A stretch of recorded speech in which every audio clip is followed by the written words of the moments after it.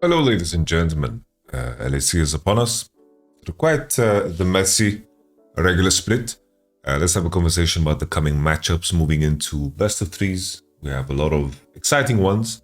But first, let's dissect two important things that, of course, is going to frame how we view these coming matchups. First and foremost, 14.6 is the patch that is going to be played, which comes with a decent amount of changes. I think the key points to highlight is that Azir should be back, which has nothing to do with the patch, more so with the bug that was plaguing it, making it a champion that was disabled, of course, globally, which is a very big deal.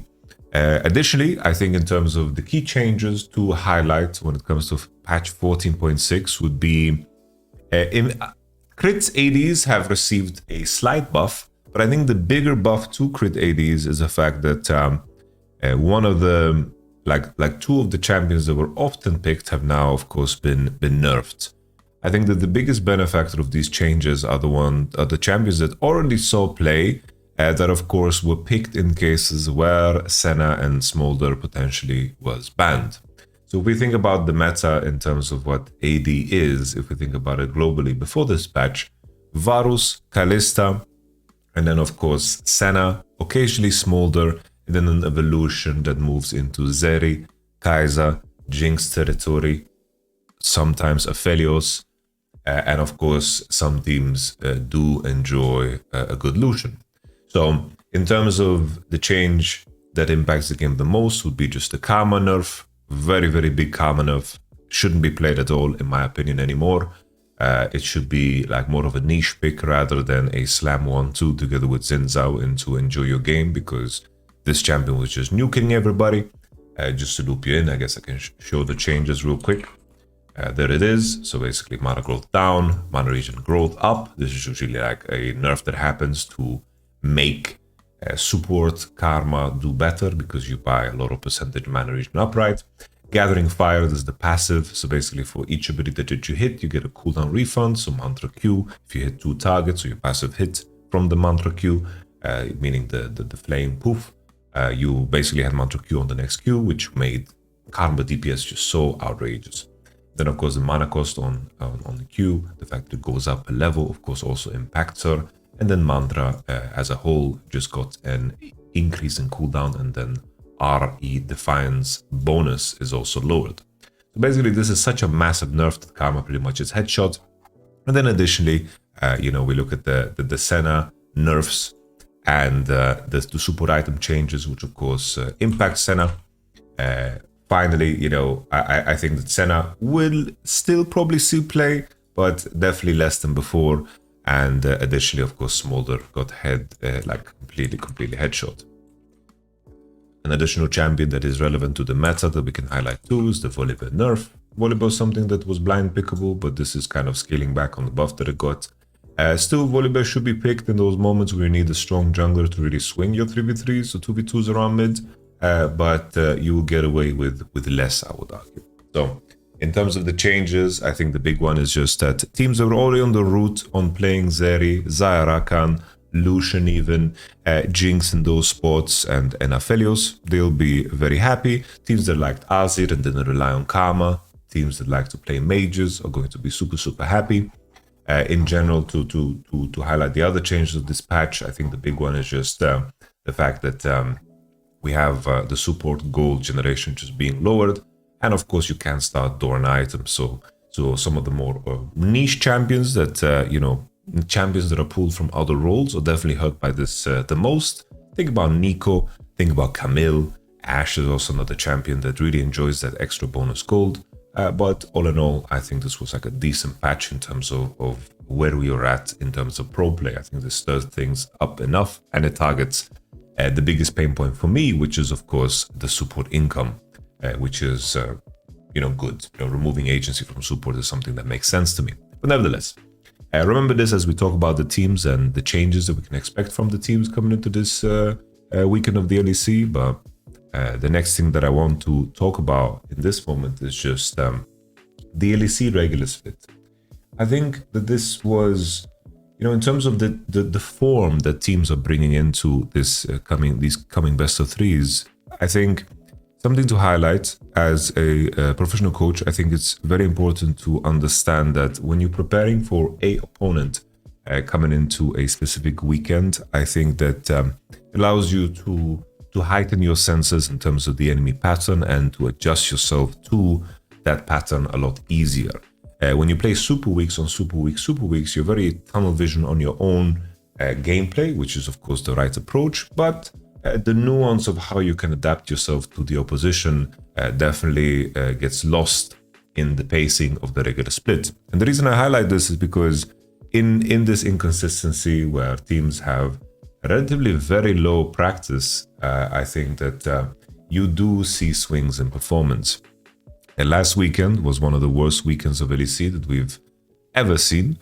But if we think about the scheduling, this was the weekend where instead of playing Saturday, Sunday, Monday, the teams played Friday, Saturday, break on Sunday because of VCT, and then Monday, which of course bites into the practice time and the preparation time that the teams have coming into the weekend. Because in the structure that the teams go through, of course, is you have game Saturday, Sunday, Monday, and then mostly teams use Tuesday as a recuperation day. I don't like calling it an off day because in most cases you use that day to prepare yourself. Most players play solo queue, and most coaches do reviews and they rest, and that rest is with the intention, of course, of coming into practice the best way possible. Off day sounds like players go out the back and do crack or something. That's only one player in the whole world that is currently retired would get away with that type of a habit. But that's not something that applies to everybody. So to remove ourselves from the random tangent that we just made, we go back to the conversation LEC. Everyone was wildly inconsistent. I think about the two best teams in the region, Fnatic and G2. They had awful weekends. So there was some talk about Razor being sick, G2 trying some unique drafts, and there was the Kalista game and the Leona game, and they didn't really have a good clear identity, I would say. Past certain bans, it's like teams have been challenging them on the Draven, and now they got challenged on the Kalista too. Vitality had a very nice approach in the way that they dissected the enemy, meaning that they removed Nico, Renata, and Draven. Enemy team first pick Kalista, which Kalista Draven are the go-to bans for, of course, teams against G2, and they ended up on Leona support because they targeted the right champion pool. But all of these teams, I think that they are going to be a lot better off when they prepare for best of threes and they actually have plenty of days to prepare, because if you count them, they have now had 4 days pretty much, and rock and roll. Monday was the last day that they played, Tuesday off, preparation day, and then scrim days leading into, of course, the weekend. Some teams have, of course, longer time to prepare, but we don't need to harp on that too much. The reason I brought all these things up is because, we've seen high highs from these teams, and I'm going to apply that kind of framing when it comes to the high end of these teams' performances. I think that in regards to Fnatic GX, which is our first matchup, I think Fnatic is, of course, a very clear favorite. I think if we look at GX's success in the last weekend where they 3-0'd and no joke looked like the best team in the region during the last weekend, I think that GX have a very, very simplified approach to the game. Kind of reminded me of BDS of last year, where all they did was to make sure that they show up for Drakes.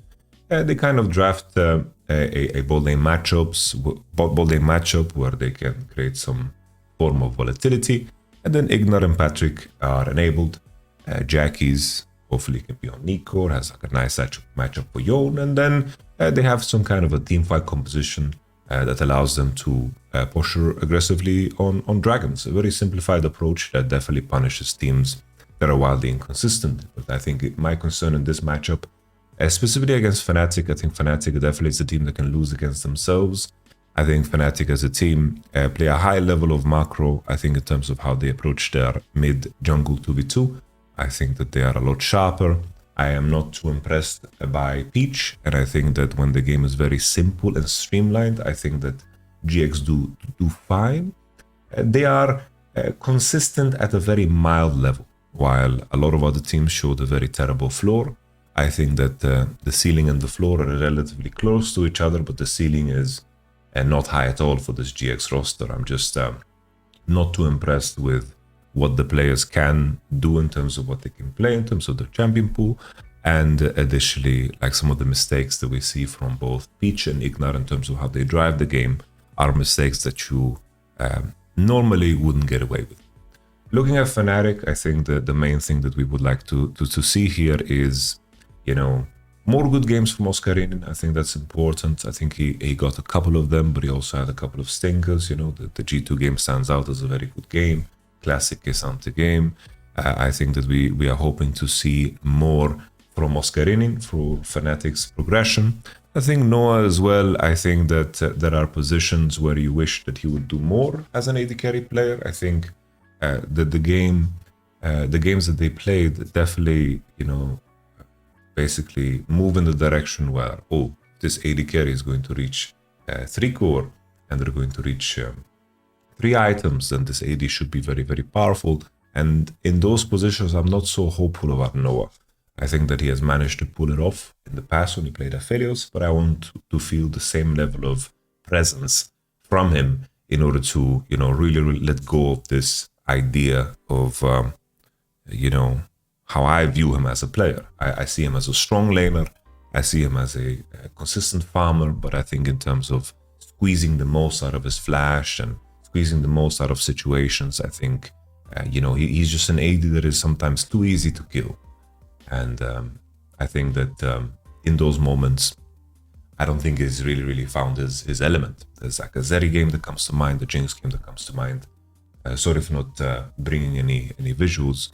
Maybe that's something that I can prepare for the future, but I'm just doing this, you know, in a podcast format where I'm speaking to you. Still, Humanoid, Razork, I think that very powerful mid-jungle duo. I think they should be able to shoulder this one. I imagine Fnatic is going to win. No big surprises there on my prediction. I think that Fnatic should be the better team. I think that they have better laners across the board.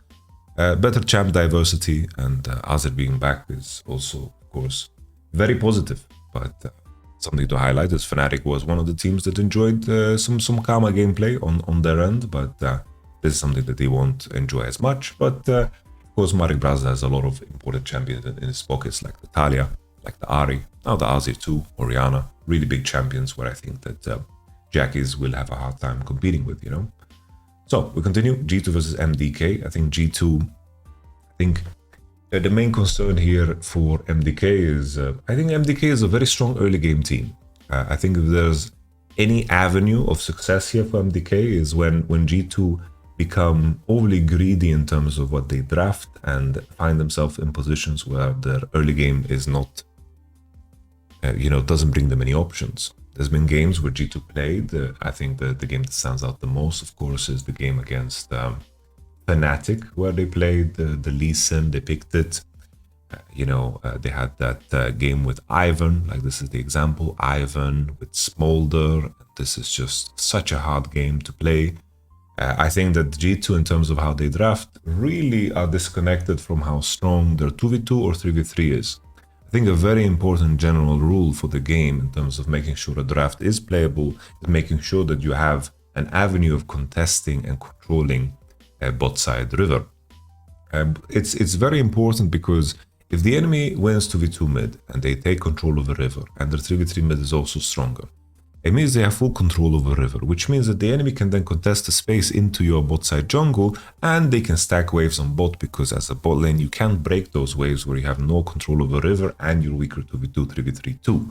So you're hoping that you spot the enemy jungle doing something, but hoping that that happens is very difficult because vision and information begets more vision and information, so it's just a snowball.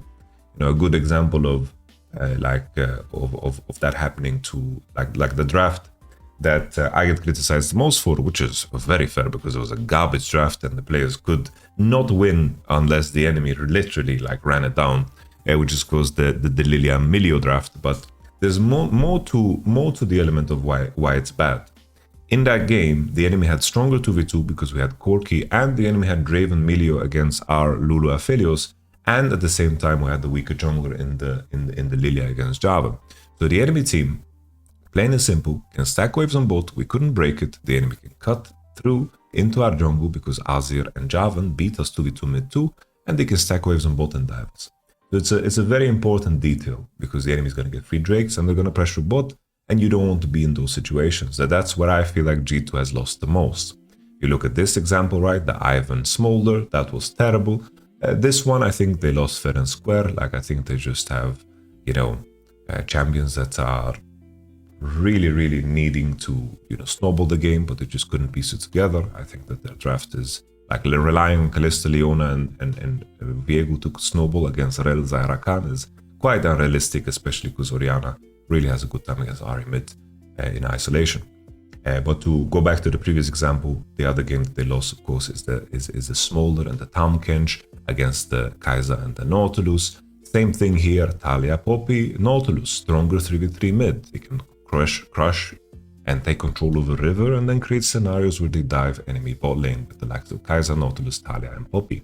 And this is where I think that if G2, draft like this and they miss the mark on the 2v2 mid power, I think that they can definitely lose. But MDK is also the type of team to make mistakes in the mid to late game because sometimes they're a little bit overeager in terms of extending their leads when they've created already quite beneficial situations. Sometimes they overreach with the dives, they overreach going for kills, and they aren't mindful enough in terms of how they play position. I think they do a good job of cutting through and playing tempo, but I think that the follow-up sometimes when the enemy doesn't give, I think they extend too deep and tend to give away their leads, which can be very painful because MDK like to draft early game compositions.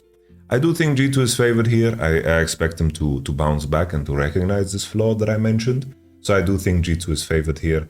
I think G2 should 2-0 here. I think that G2, G2 is a team that you need to beat a couple of times. And I think if G2 recognizes it, as long as they drafts a strong 2v2 mid, I think that Caps can easily carry games. And I think, it's important to make sure that Yike actually has options in the game.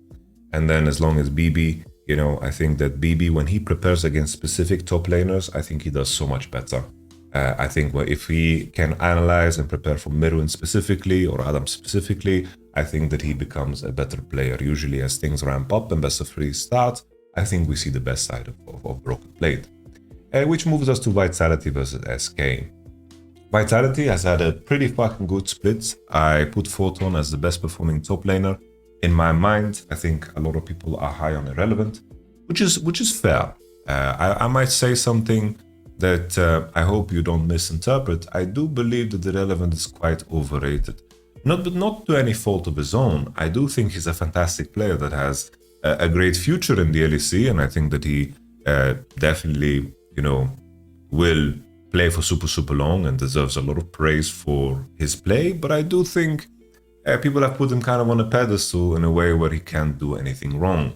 I think that his lane phase is quite strong, but I think in a lot of the games that SK lost, I think that he had a tendency of overplaying his hand with the likes of Renekton, where he finds himself in positions where he's taking a lot of free damage that is not necessary. He hasn't really had a good quality in terms of how he spaces in team fights, but to be fair, I'm not so sure why I'm exploring this topic. I guess I am because Photon's playing against Irrelevant, but I wanted to highlight that. I do think Irrelevant is a very strong player, but I think in terms of how he carries fights on certain specific champions, where he's not playing the likes of like Gwen or Nar, I do think that he looks a little bit weaker. I think that this split, Photon has been what people describe Irrelevant as, in my opinion. I think Photon lane phase has been fantastic. He's played a very wide range of champions. The main stinker game that we had for Photon was the game he played Smolder. I think that we've seen good Aatrox gameplay, good Gwen gameplay, good Gnar gameplay. I think Photon has had such a good split. We saw a great TF from him too. I think that Photon seems to really to be in his element, so I'm excited for that to-play matchup. I do think Photon is favored. Isma and Douglas are also quite similar as players. They're going to compete for Rel.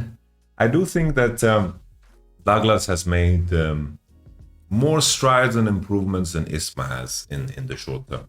I think that Isma is a player that is very good when the game kind of plays in his momentum. I think that when he gets a successful gank in level 3 or he gets like a successful invade level 1, I think that he can carry momentum super well. And I think that's like the best variant of SK because when we did see SK against Vitality, it was indeed the game where I mentioned, Photon played Smolder and they played Senna bot and they got these continuous dives on bot lane with SK playing like a very dive heavy side where they won in 20 minutes because Vitality kind of over commit to the scaling department. I think that version of Isma is the strongest version of Isma, but I think that I haven't seen him play good in different game variants. What I mean basically is Isma in a situation where he needs to play a defensive game, or needs to play through specific avenues to control the game. I think this is where Isma is a lot less sharp. I think if the game plan is super clear and he needs to just just 1 2 1 2 1 2, meaning like he needs to go here and then here. I think that Isma does well. I think Douglas, I viewed him in a similar light, but he was a lot more imprecise. But I do think Douglas has become a lot better this split. We've seen some different sides to him, a little Jax, a little Viego action, usual Rel, and some which is cool and all. But I think that the jungle matchup isn't going to be super decisive here. I do think while Niski is a player that has received criticism for some of his late game ints in terms of the way I interpret the way Niski plays is that it seems like the team is very stressed as the game progresses, and goes deeper into, the end game. I think that in that, I see a Niski that tries to finish the game way too hard. He like flashes forwards, ults forward with Ari, and just tries to find an engage that really isn't there because he's trying to get all of his teammates out of that stressful situation. But I think Niski has been performing really fucking good. Beyond that, right? Beyond those obvious ins that really stick with you. We have the Talia flash against KC, or there was like a moment with Nico against BDS, that game that they lost, these massive throw games where SK were really in the wrong headspace, right? But I do think SK has redeeming qualities. But the main concern for me is I don't know what champions I see the bot lane to be successful at. I think that in terms of their pool, in terms of the successful pool that they can have in bot lane, I worry that that's too limited against Karzi and Hilly. I think Karzi and Hilly have shown many different sides to them. They've won some games on Smolder, some games on Senna. Maybe, just maybe, we will see a better side to SK because we are indeed moving back now to Zeri, to Lucian, and some Aphelios action, which in my mind, I have the best memories of Exakick in those cases, but I have a hard time believing that that's going to be enough. To summarize, I think that Photon, slight advantage against Irrelevant. I don't think that matters. Irrelevant, very solid player. I think Isma, Douglas, not too exciting. I think Niski is kind of a more dynamic player than Viteo. I think Viteo kind of does his own thing and plays. But I do think that the biggest swing here for Vitality is I think that their bot lane is just going to do better. I think Vitality is favored in this matchup. They've shown me more in the regular split. But I do think that SK in some of the wins that they've had and also in some of the losses, they've shown good early game qualities. And if Vitality overcommit to this idea of like drafting too heavily in the scaling direction, I think this is where Vitality can kind of lose a lot of traction. But I think that as long as they maintain this idea of being really strong in the bottom side and Hilly is enabled to impact the map, I think that the solo laners of Vitality can really leverage an active Hilly and active Douglas to gain advantages, and I think that's where things hurt. I think that Vitality, if If the roads lead to mid or to top, I do expect Vitality to do better. I think SK are kind of, reliant on having a game where it leads into the bottom side for them to have success. But we will see what these two teams change. SK, they had to limp in, they had to beat Rogue, and they are definitely, bleeding bad. But we shall see. Fnatic versus BDS, probably the matchup that is the most even. I think, in regards to me talking about the patch notes and the peaks of these two teams, I think that BDS, I think that they match up very well against Team Heretics. I'm not gonna lie. I think they match up super, super well. I think as a team, I don't see Team Heretics as a team that is going to do enough damage around mid and around bot to disrupt what BDS want to actively achieve. When I think of BDS in this particular split, I do think that they got some fraudulent wins in the back. I think that if I view from outside what BDS tried to accomplish, it seems like they really wanted to create a world where basically Ice adapts a very different role for this team. BDS in winter were playing supportive ADs that laned super well, that allowed Labrov to impact the 3v3 mid. And then that was how they carried power in the game. That was the BDS recipe. They carried power through the game by enabling Labrov to play a champion that was very strong in 3v3 and then isolating Ice in a way where he played Varus, Ashe, and then sometimes even Jhin, ADs that are always going to be useful with big ultimates as long as you pressure bot side river through 3v3 mid. He was kind of like Ghost, pretty much. He was Ghost, and that's how I viewed him in last split. This time around, I think that Ice has shown a lot of depth to himself. Like if you just look at the champions that he's played, right? It's like Zeri, Aphelios, Zeri, Aphelios, Zeri, Kalista, Zeri, right?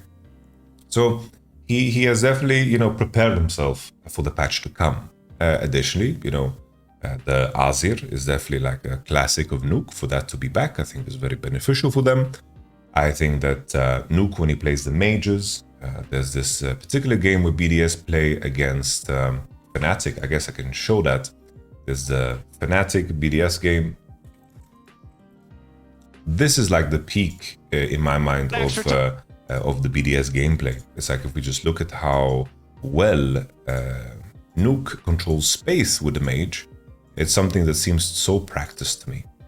And, the main question for me is, you see Nuke is always contesting the dick bush here, making sure that the enemy gets poked. This is a very, very classy level of game. I think where BDS get disrupted the most, where they aren't allowed to play this type of game, is in the cases when Nuke is not playing on a mage, and additionally when I think that the momentum in the jungle is not in their favor, and when Adam is put in a matchup where he is consistently on the back foot. I think if BDS need to play the type of game to repair the conditions for Adam because he's playing a matchup that is very explosive, I think this is where BDS kind of lose sight of what their actual strength is. So in my mind, I think that BDS is a very, very solid team when they stick to their recipe. And I imagine that based off of what they've showcased in their approach, in terms of how dynamic they've wanted to be, that they're going to move back in the direction of wanting to play Azir, Orianna, Talia every single game, and then allowing Labrov to explore a deeper champion pool. If anything, the main point of criticism towards Adam, right, is, the last game against KC, he played Olaf, he had a very good time, right? He had a very good time, got Ninja Tabi bases, it looked solid. But there's definitely games this split where he looked like a liability. And that is where, not being able to play some of these ranged champions that are very strong on the patch, on the 14.5 patch, we saw some TF top, we saw some Jace top, we saw some, Rumble top coming back. These are very important champions to be able to play in order to really make your top lane role as impactful as possible. And this is something that Adam is missing in his pool. So the question is, can Adam find enough impact on his own champions in those cases, or will it be a liability? Because, you know, the balance is very thin, you know, very, very thin, the balance. You know? The Sion game, the Reluctant against Rumble, you know, everyone is following the pattern of just picking. He played into range champ every single game, pretty much, right? Here he played Aatrox, you know, 14-5, Aatrox. Everyone was happy on the Aatrox train, but then eventually it shifted over to Renekton Prior, right? But other than that, you know, here's the Rumble, here's the Gragas, here's Jace, Rumble, TF, Rumble, Nico top even, and the Jace, right? So everyone understands now, yeah, I need to pick range champs against Adam, and he needs to be ready for that, you know, really needs to be ready for that. Whether he can sharpen himself with 1v1s or finding, you know, some more champions to play where maybe he can contest playing the range champs himself. Maybe he plays the Jace, maybe he plays the Rumble, or they adjust bans specifically towards their opponent. Because if I'm thinking, I think Team Heretics aren't quick enough in the early game for me to imagine that they are going to disrupt BDS pattern of play. I think that Team Heretics is a team that I think Wunder has had performed wonderfully this split. I think Wunder should have an advantage topside. Additionally, I think that Trimby and Jankos, they connect super well on the map. My main concern is that I don't think that their bot lane phase is strong. Maybe I'm wrong here, because obviously the sample size is very limited and sometimes overarching ideas are more important, and there's been cases where Team Heretics go into the route of picking more scaling champs for Trimby specifically. Right? If we look at Team Heretics' identity, I feel like Trimby likes to play champions where he feels like he scales in the game. I think that he wants to have agency, wants to kind of, you know, be impactful. Very similar to Lavrov. But I feel like BDS, they piece together stronger lanes while doing so. You know, Lavrov and Trimby have been very similar in terms of their approach, because at the same time, you know, these are two players that have both been the only ones that have played Thresh at the regular split, right? In two solo laners, two supports that really want to pick a champion that is impactful in the game. And the main thing here is that I think BDS's lane phase on bottom side, I would imagine that it's a little bit better. But of course, if Team Heretics find niche champs like the Yasuo game was fucking wonderful from Flacket, I think that they can find edges, because I think that's where Flacket is at his best. I think Flacket is very good at tuning into the conditions of the game and letting players like Trimby and Jankos and of course Wunder to take charge, and he just goes with the rhythm and he's never gonna bleed too bad, which I think is a very positive trait, because some ADs, you know, want the game to be around them and they can't really, you know, adapt to the circumstances of the game. So I think this is what is Flacket's biggest strength. Additionally, his biggest strength is just playing champions that are outside the box, you know. Senna did get a nerf in terms of her gold generation and so forth, but if they can find angles for those dynamic champions for Flacket, I think that can be very, very, very beneficial. I think that Nuke, I think that he has a slight advantage against Vyro. No more Karma. I think that Azer being back, mages being, you know, highlighted, they're going to be contested. I think that Team Heretics aren't strong enough early game to throw BDS off of their gameplay pattern. And I'm going to go off of the peak that BDS showed here. I think the main point of entry still for me is if they can make the top side situation a little bit too chaotic for BDS to manage, I think that they get disrupted in that flow of a game that they want to achieve. But I think a lot of my prediction hangs on to this exact situation and this exact game that we see on your screen. I think that they've maneuvered around things super well, and I think that they've added layers to their macro. And I think the big thing for me was just this, right? In terms of how they control space ahead of time, it's very advanced.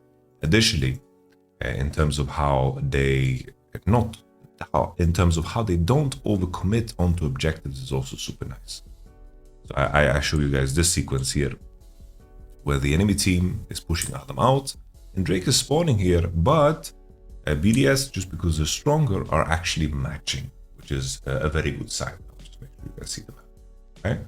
In this particular sequence, in the past BDS, in my mind, would always just go to the Drake because that's what's spawning, and they would allow the higher end team like Fnatic and G2 to cross map effectively. But here they are, of course, moving into topside first, pushing the enemy out, making sure that Adam is secure and that he gets the farm, and they're not overcommitting to the Drake. Yeah, Adam doesn't need to take this risk. He could just stay under the turret right and take it easy, and he could play on Orianna TP, but he got caught, so maybe it isn't the greatest example. It's just maybe I'm seeing more than it is. But the fact that BDS hovered into top side, I think, is a good sign. I think this is going to be a very close matchup though, and I wouldn't be surprised if Team Heretics take it away. But my mind wants to favor BDS here. I'm going to call a 2-1 BDS here. So those are my predictions. Let me know if you have reached the end of this video, what you feel and what you think. Maybe I didn't talk about Team Heretics enough. I think that I think that their game idea is always super clear, and I think that's a major benefit in a league that is underperforming. But I think that if in cases where BDS are performing, I think that their game ideas are a little bit better and more cohesive in my mind. But as mentioned before, this has been a very wild split in terms of performance. This has been all over the place. So if an upset happens, or a win happens in one direction because a team heavily underperforms, we shouldn't be so surprised. So thank you so much for reaching the end of the video. If you did so, please let me know. If you sneeze during this video, bless you and bless your face. I'll catch you guys on the flippity flip. Lots of love. Bye bye.